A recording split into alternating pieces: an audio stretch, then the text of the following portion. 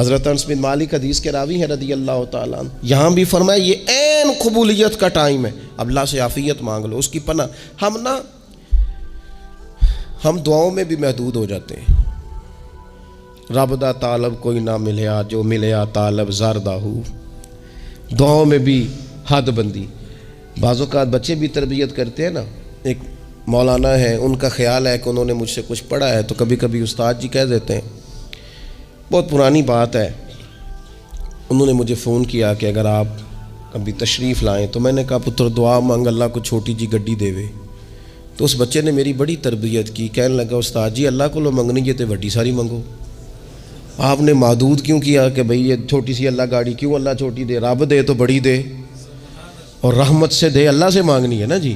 ہم تربیت نہیں لیتے۔ میں نے اس کا شکریہ ادا کیا، میں نے کہا بیٹے تو نے بڑی سونی بات کی، اللہ تجھے اس کا اجر عطا کرے، اللہ تجھے برکات عطا کرے۔ اگر آپ نے سیکھنا ہے تو پھر آپ سیکھ لیں گے، اور اگر نہیں سیکھنا تو پھر یہی کہنا ہے ساری عمر لنگی بندہ کو نہیں ملیا، چونکہ مزاج نہیں ہے نا سیکھنے کا، اس لیے پھر ملا ہی کوئی نہیں، پھر ساری زندگی کو میسر ہی نہیں آیا، کسی نے نصیحت ہی نہیں کی، کوئی آنکھوں کو بھایا ہی نہیں، خود ہی بڑے سیانے تھے، خود ہی بہت بڑے تھے، اپنا قد ہی بڑا اونچا تھا، سب ٹھگنے چھوٹے اور کمزور اور بوڑے نظر آئے۔ عزیز بھائی، جب عافیت، ایک بزرگ تھے، ہر وقت اللہ سے عافیت مانگتے تھے، ہر وقت اللہ سے عافیت مانگتے تھے، ہر وقت عافیت مانگتے تھے۔ لوگوں نے پوچھا، لوگ ان کو صالح جانتے تھے، نیک سمجھتے تھے، کہ حضور آپ اور کوئی دعا مانگتے نہیں، عافیت ہی مانگتے ہیں۔ فرمانے لگے میں مانگا کرتا تھا شروع میں، بعد میں خیال آیا ہے، اور بھی دعائیں مانگا کرتا تھا، یہ احساس بعد میں نصیب ہوا۔ فرماتے میں مزدوری کرتا تھا، مال برداری کرتا تھا، ایک جگہ پہ ڈیوٹی کر رہا تھا تو تھک گیا، اور وہ جو کام لینے والے لوگ تھے ان کا رویہ بھی بڑا ترش تھا، تکلیف ہوئی، تو میں نے اپنے مالک کی بارگاہ میں عرض کی، مالک اگر 2 روٹی بغیر مجھے مشقت کے مل جائے دن میں، بارگاہ تو بڑی کریم ہے۔ کہتے ہیں میں نے یہ دعا مانگ لی، ذرا میں تھوڑا آگے بڑھا تو 2 بندے آپس میں لڑ رہے تھے، میں ان کی صلح کرانے کے لیے، انہیں بچانے کے لیے آگے بڑھا، تو میں جس کو چھڑا رہا تھا دوسرے نے میرے اوپر ضرب لگا دی، میرا بھی سر پھٹ گیا۔ تھوڑی دیر کے بعد وہاں پولیس آ گئی، وہ تینوں کو لڑنے والا سمجھ کے اٹھا کے لے گئے، مجھے جیل ہو گئی۔ 2 روٹیاں بغیر مشقت کے روز ملنی شروع ہو گئی۔ دعا مانگی تھی نا کہ یا اللہ 2 روٹیاں مل جائے نا بغیر مشقت کے، کہتے ہیں وہ 2 روٹیاں روز ملتی، کوئی کام نہیں کرنا پڑتا تھا، پر جیل ہو گئی۔ فرماتے ہیں میں بڑا پریشان تھا، روز روٹیاں پابندی سے آتی اور بہترین آتی، کھانا ملتا۔ پھر کچھ عرصے کے بعد میں نے سوچا کہ یار یہ دعا تو قبول ہو گئی نا تیری، اب تو اگر اس پر کوئی الگ بات کرے گا تو وہ تو غلط کرے گا۔ کہتے پھر خود ہی میرے دل میں اللہ نے بات ڈالی، اور میں نے عرض کی مالک 2 روٹیاں نہیں، مجھے تو عافیت چاہیے، مجھے تو عافیت دے، میرے اوپر تو کرم فرما، تو نظر رحمت کر، جے ایک قطرہ بخشے مینوں، جے ایک قطرہ بخشے مینوں تے کم بن جاندا ہی میرا، مہربانی کر عافیت عطا کر۔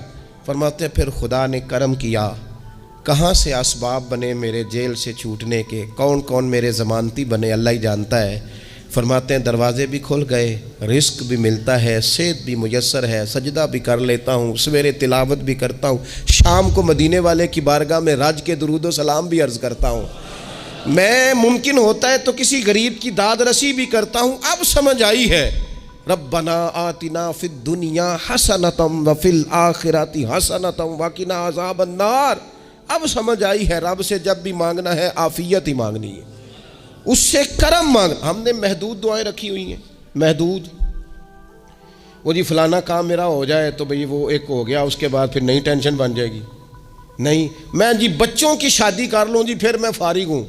آپ شادی کر کے دیکھیں لگ پتہ جائے گا کیسے فارغ ہوتے ہیں۔ آپ یہاں رکتے کیوں ہیں؟ آپ خدا سے عافیت کیوں نہیں طلب کرتے؟ اس کی بارگاہ سے وہ کیوں نہیں مانگتے کہ جو ایک قطرہ ملے تو دنیا اور آخرت کے سارے کام ہو جائے؟ اس سے اس کی رحمت کا سوال کرے، اس سے اس کے کرم کا سوال کرے۔ اللہ کی بارگاہ میں بھی حاضر ہونا اور جچی تلی اور جناب ناپ تول کر اور محدود چیزوں کا سوال کرنا، مالک سے مانگیں، اور وہ جب دیتا ہے تو دیتا بھی بے حساب ہی ہے، وہ جب عطا کرتا ہے تو کرم کے دروازے کھول کے عطا کرتا ہے، ورنہ تو ایک الجھن سے انسان نکلتا ہے دوسری میں الجھ جاتا ہے، ایک گتھی کو سلجھاتا ہے۔ پھر اقبال رو پڑے تھے، کہنے لگے میں عقل کی گتھیاں سلجھا چکا ہوں، یا رب مجھے صاحب جنوں کر دے، اللہ یہ بڑا میں نے ہیر پھیر دیکھ لیا، مجھے دیوانہ بنا۔ اب مجھے جنون ہو، اب میں کسی کے لیے رویا کروں، اب میں کسی کی یاد میں تڑپا کروں، اب میں رات کسی کے لیے میری آنکھیں بیدار رہیں، یہ بڑی ہو گئی دنیا داری، عقل کی گتھ حالانکہ نہیں سلجھتی، پر اقبال کہتے ہیں عقل کی گتھیاں سلجھا چکا ہوں، یار اب مجھے صاحب جنوں کر دے۔ اور پھر کہنے لگے بجھی عشق کی آگ اندھیر ہے، اب یہ مسلمان نہیں، یہ خاک کا ڈھیر ہے، تو مٹی بن کے رہ گیا۔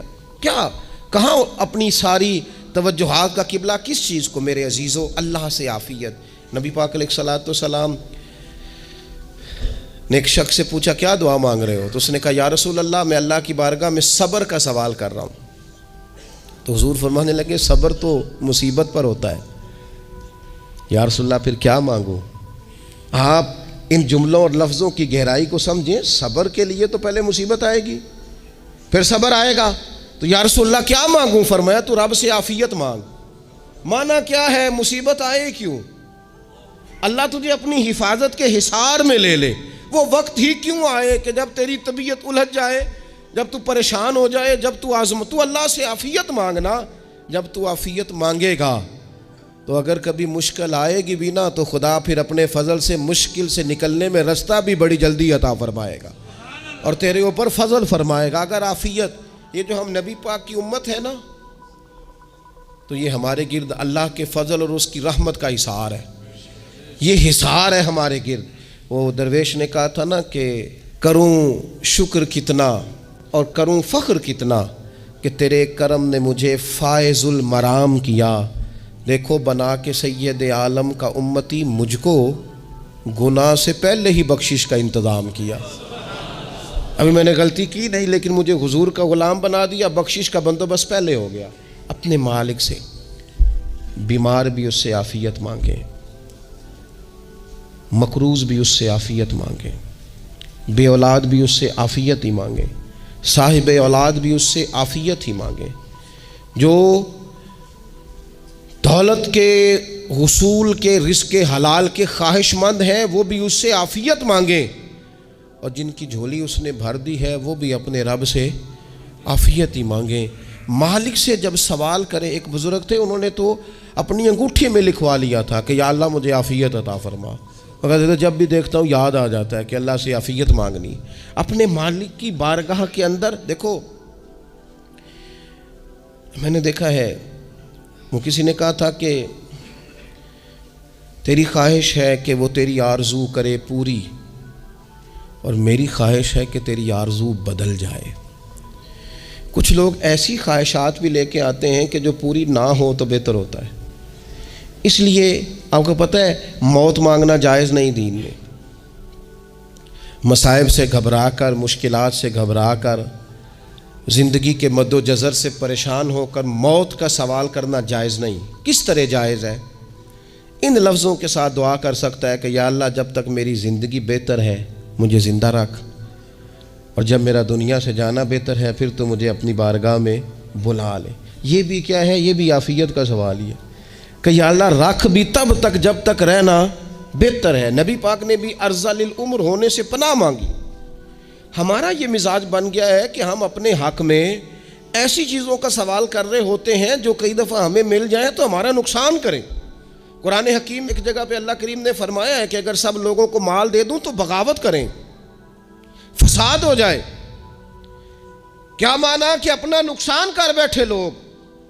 ہم اپنے مالک کی بارگاہ میں بعض ایسی چیزوں کے سوالی ہیں کہ جو ہمارے لیے ٹھیک نہیں ہے، ہمیں اس کے کرم پر چھوڑنا ہے، اس سے عافیت مانگنی۔ اور بعض لوگ، کیونکہ میں کہہ چکا ہوں شروع میں کہ ہماری دینی روحانی تربیت نہیں ہوتی، اور ہم کہیں سے باقاعدہ اسباق لینے کے قائل ہی نہیں ہوتے، پوری تربیت کا ہمارا مزاج نہیں ہوتا، اپنی عقل اور اپنا شعور اور اپنے حساب سے ہم زندگی کو بتانا چاہتے ہیں۔